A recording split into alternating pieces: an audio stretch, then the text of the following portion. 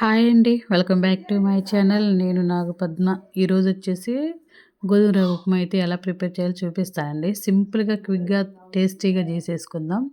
ఇప్పుడైతే నేను ఒక గిన్నె తీసుకొని దాంట్లో ఆయిల్ వేసేసుకొని తాలింపు గింజలు, వేరుశెనగ గుండ్లు, ఎండుమిర్చి అయితే వేసేసాను. వెజిటబుల్స్ కూడా కట్ చేసి పెట్టుకున్నాను. ఆనియన్స్ కూడా యాడ్ చేసేద్దామండి. చూడండి మంచిగా ఫ్రై అవుతున్నాయి. క్యారెటు, పచ్చిమిర్చి అన్నీ అయితే వేయించేసుకుందాం. ఉల్లిపాయ అన్నీ వేయించిన తర్వాత అప్పుడైతే టమాటో అయితే యాడ్ చేయొద్దండి. చూస్తున్నారు కదా, సింపుల్గా చేసేసుకుందాం. చాలా అంటే చాలా బలం, అందులోనూ హెల్తీ కూడా అండి గోధుమ రవ్వ ఉప్మా. ఉప్మా అంటే ఇష్టపడిన వాళ్ళు ఎవరు ఉండరండి. సో బొంబాయి రవ్వ అంటే తినరు, కానీ గోధుమ రవ్వ అందరూ తింటారండి. ఒక రెబ్బ కరివేపాకు అయితే యాడ్ చేసేద్దాం. నేను చెప్పిన ప్రాసెస్లో అయితే చేయండి. ఈజీగా వంట రాని వాళ్ళు కూడా చేసుకోవచ్చు.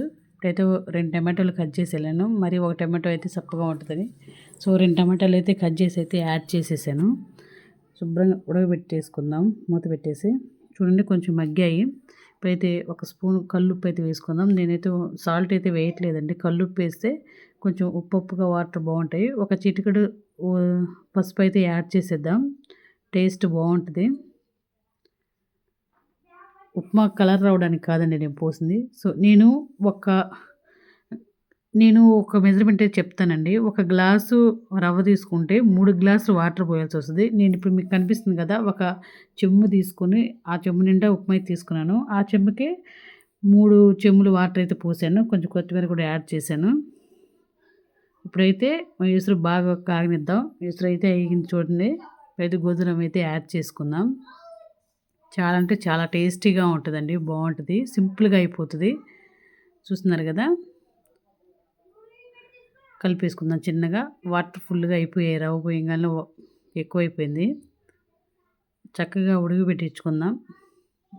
చూస్తున్నారు కదా, ఉడుకుతుంది, గట్టిపడిపోతుంది కదా, నీరంతా దిగిపోవాలండి.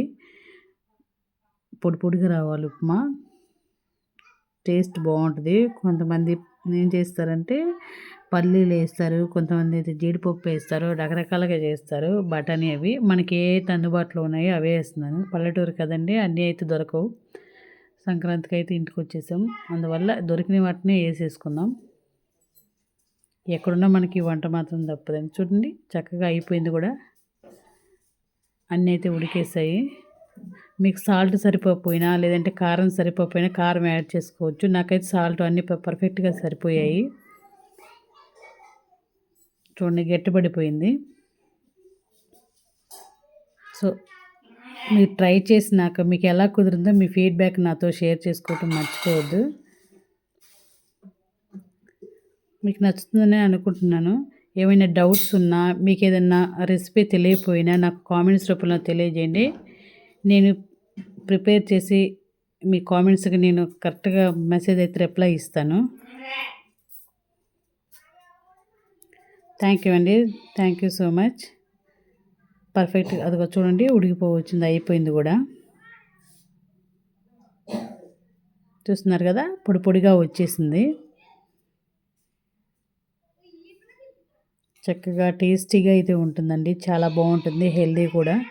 వెయిట్ లాస్ అయ్యే వాళ్ళకి మంచి రెసిపీ అండి గోధుమ రవ్వ ఉప్మా.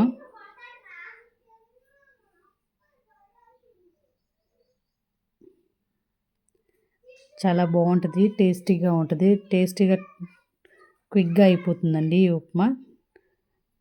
థ్యాంక్ యూ అండి. Thank you for watching.